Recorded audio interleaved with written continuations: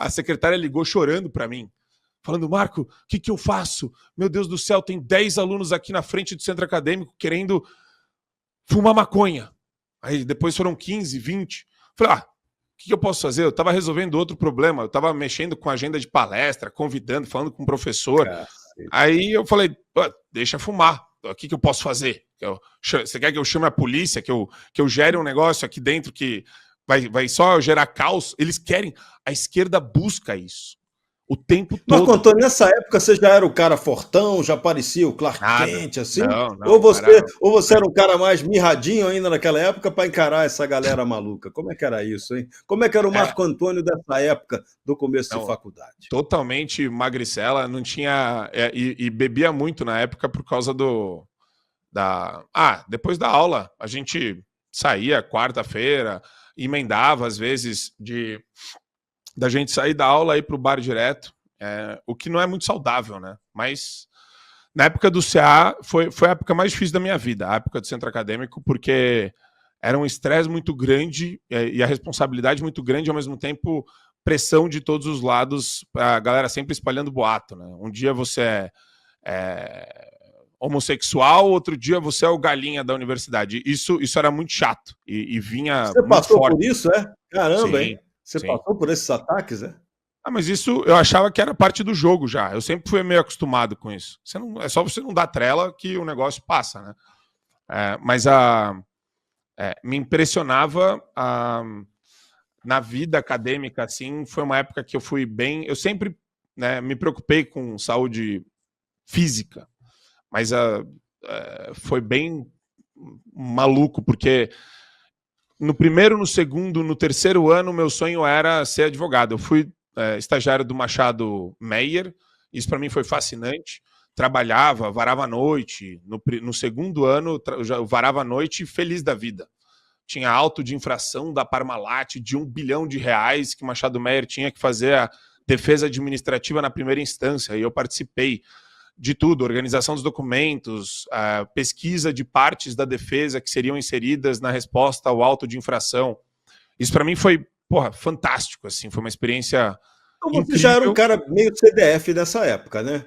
Você não era eu nunca gostei de ficar parado, eu sempre gostei de ir aprendendo. Então, eu comecei no escritório que não tinha nada de direito tributário, e eu fazia, eu recortava, acho que todo mundo que foi estagiário nessa época lembra, você recortava do Diário Oficial as publicações, colocava numa fichinha da pasta do cliente caso, a pasta ficava no arquivo físico, que era uma sala gigante que tinha aqueles armários que você movia com a maçaneta, quer dizer, o negócio era cruel, porque você tinha que ficar caçando o nome dos clientes que saía na publicação do Diário Oficial. E aí, se você perdesse a publicação, quer dizer, você era destruído. Então, daí foi disso para o Machado Meyer, do Machado Meyer para o Moraes Pitombo, que foi um escritório de direito penal e processual penal. A Verônica Sterman é indicada, inclusive, para o STM agora pela Gleisi Hoffmann, era advogada da Gleisi Hoffmann. Eu trabalhei com ela. Trabalhei, no caso, na época, na Operação Satyagraha. Tinham vários clientes da Operação Satyagraha que estavam no Moraes Pitombo Advogados. Então também foi uma experiência muito rica, porque eu tinha aquele fascínio pelo direito penal e processual penal, e eu vi depois como a linguiça era feita, e eu não gostei.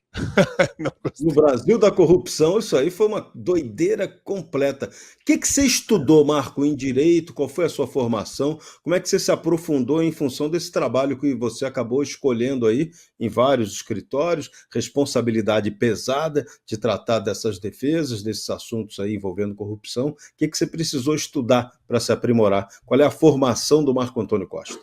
Cara, eu sempre gostei de ler os autores americanos, inclusive os que hoje eu discordo com veemência, mas eu era fascinado. Então, Dworkin eu lia bastante, Richard Posner, que tem uma cabeça mais parecida com a nossa.